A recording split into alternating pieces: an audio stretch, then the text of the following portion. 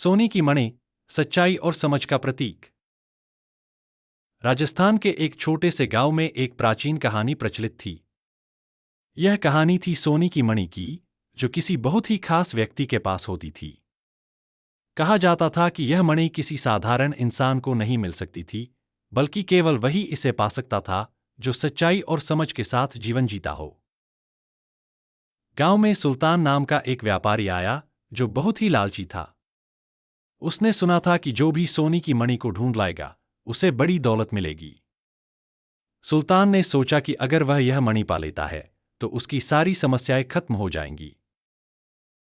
सुल्तान ने गांव वालों से पूछा कि मणि कहाँ है, लेकिन किसी को इसके बारे में कुछ नहीं पता था। तभी रघुनाथ, एक बहादुर राजपूत, जो अपने गांव का बहादुर सपूत था, सामने आया और उसने कहा, सुल्तान, यह मणि कोई साधारण वस्तु नहीं है। इसे केवल वही पा सकता है जो सच्चाई और समझ से जीता हो। सुल्तान ने उसकी बातों को नजरअंदाज करते हुए मणि की खोज जारी रखी। वह पूरी तरह से दौलत और ताकत के पीछे भाग रहा था, और इस लालच में उसे सिर्फ मणि ही दिखाई देती थी।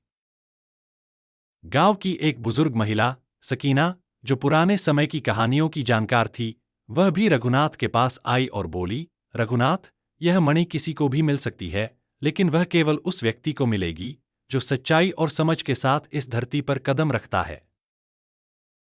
सुल्तान ने दिन रात मणि की खोज की, लेकिन उसे कुछ भी नहीं मिला।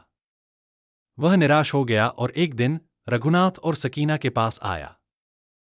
रघुनाथ ने उसे समझाया, सुल्तान, तुमने दौलत के पीछे बहुत भागा, लेकिन असली ताकत सच्चाई और समझ में है।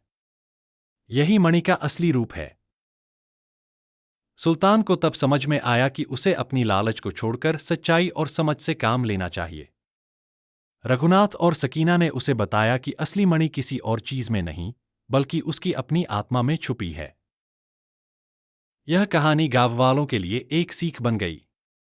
उन्होंने समझा कि सच्ची दौलत और ताकत केवल सत्य और समझ से ही प्राप्त हो सकती है, न कि लालच और झूठ से।